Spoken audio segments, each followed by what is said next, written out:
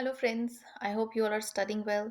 So, today we'll be talking about medication related osteonecrosis of bone, and we'll be briefly talking about bisphosphonates, denosumab, and anti angiogenic drugs.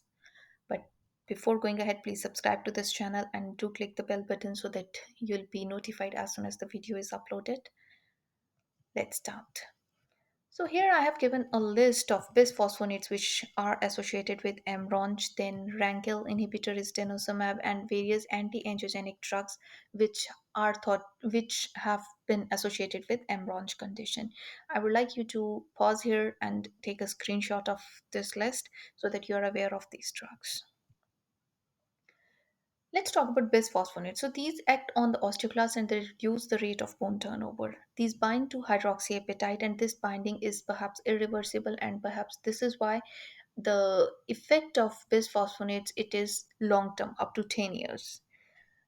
Now this drug is used in prophylaxis and treatment of various diseases like osteoporosis, steroid-induced osteoporosis, Behçet's disease, bone metastasis, and hypercalcemia of pregnancy. So all these conditions we use these drugs.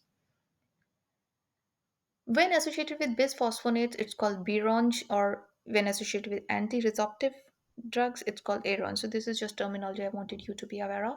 So what happens in this condition is that alveolar bone is exposed in the mouth of the patient who are taking these drugs. But in few cases, bone necrosis without mucosal breach has also been involved. So we should be careful about this thing. This condition is progressive in nature, and there is no established effective treatment for this. There are few strategies we'll be talking in another in later section of this video, but there is no single established effective treatment.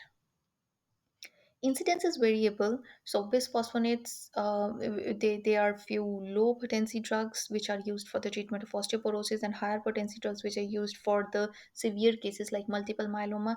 And the incidence it varies. That's less than 1% for low potency and 30% up to 30% in high potency drugs. So this is quite a number, and we should make patient aware of this. The only most useful strategy is prevention. Prevention is better than cure. So because there is no established strategy, so prevention is the only thing which we should do. So that is why before starting putting the patient on bisphosphonates, it's important to render the patient dentally fit. All right.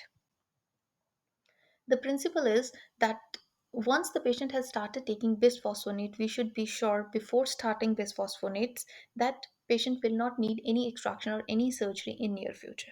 Okay.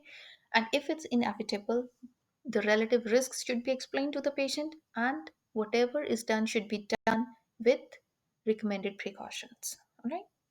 Another drug is denosumab, which is human monoclonal antibody, which also inhibits or affects osteoclast formation, function, and survival, which is used in almost the same diseases, osteoporosis, bone metastasis. Okay, and it is in the IV form and it's more potent. So when denosumab and other non-bisphosphonate drugs they are associated with this condition, it is called medication-related osteonecrosis of jaw, or MRONJ. As a GDP, you may be asked to render the patient dentally fit. So what you need to do is before starting this therapy, putting the patient on bisphosphonates, they will ask you to render the patient dentally fit. So what we need to do is we need to adopt the same strategy as with head and neck radiotherapy, and we should make sure that they never need to have tooth removed in near future. So all patients should be rendered dentally fit. That is optimal. Of his dental oral hygiene should be optimized. But if you have to remove a tooth on the patient with 10 bisphosphonates, if we have to do something on this patient, we need to give some treatment and try to avoid the extractions by endodontics and coronectomies or some other alternative treatment. But if we need to go for it, then warn the patient of the risks and use the recommended strategies like prophylactic chlorhexidine, broad spectrum antibiotics, atraumatic extraction, alveolar septoplasty, and also use sutures, that is, close the mucosa primarily. Okay. Now, what is the treatment? There is no agreed effective treatment for MRONJ. If it has occurred, there is no treatment for this to date. So, what are the strategies? Is limited sequestration coupled with some form of coverage of exposed bone seems to help. So, this is all about MRONJ from the exam's point of view. I hope this was helpful. Stay tuned, guys. Good luck.